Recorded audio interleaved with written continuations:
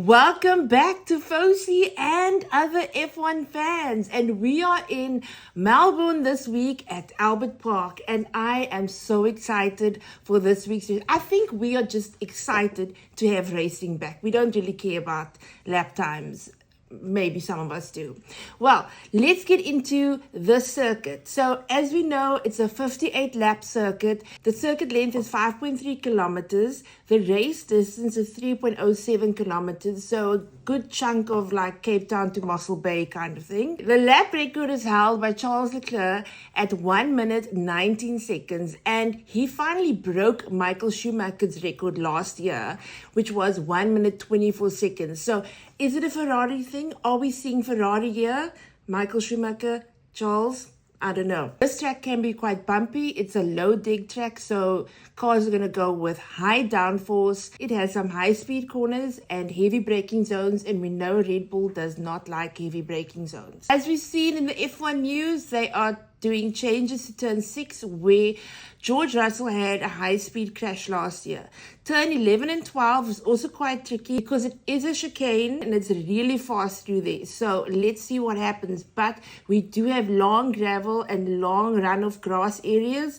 So I'm not sure if we're going to have crashes this year. So safety car, I'm not too sure of. Maybe one safety car. The tires for this year, we are going on the soft range of tires. So Pirelli has given their C3, C4 and C5 tires. Last year we had the 2 pit stops and most teams did 2 hards and 1 medium. So let's see what happens this year. So the weather is running quite hot in Australia, but on Sunday we have rain. So let the games begin. Like I said before, there are 4 DRS zones and overtaking can be done. It is a little tricky. Last year we only had 24 overtakes, so not many. So when it comes to predictions, I always say we're going to see more information around the third race, and then we could really see who's going to be the top runners for the season. So the running order is going to be quite interesting because we're going to get some of it this race, but guys, do not get too disappointed. The cars are now finally on a proper track. And, testing doesn't really show us much. So this is where we're going to see definitely second and third race. We can kind of predict the year ahead who's going to do well. So let's get into some of the top teams. So Mercedes actually had very good testing in Bahrain.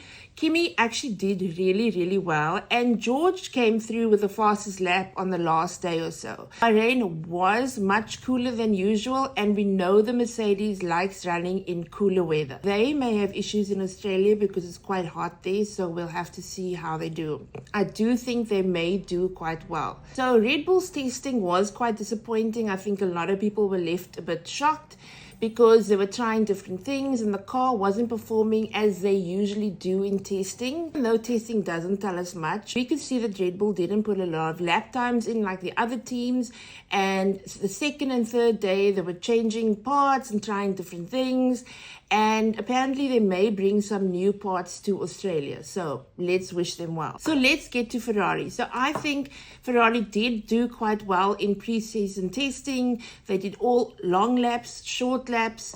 And of course, we have Lewis trying to get used to the new car. I think he should be sort of used to it, but in a race, obviously, it's quite different. They were changing things, for example, at Mercedes to Ferrari. The steering wheel is completely different. So those kinds of things they were tweaking for him.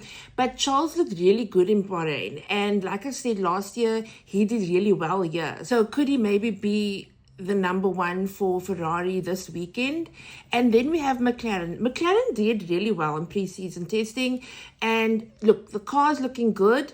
Lando did a very good lap on one of the days, and I think Oscar and Lando are just, the car's strong and they're really going to have a good season.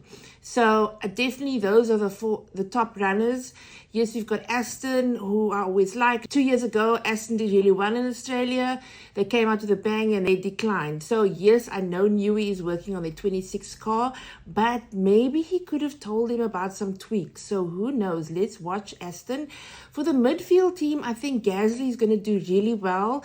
Williams is also looking good. Sainz is looking looking very good at Williams, but I think that the Alpine car is just a bit better for midfield.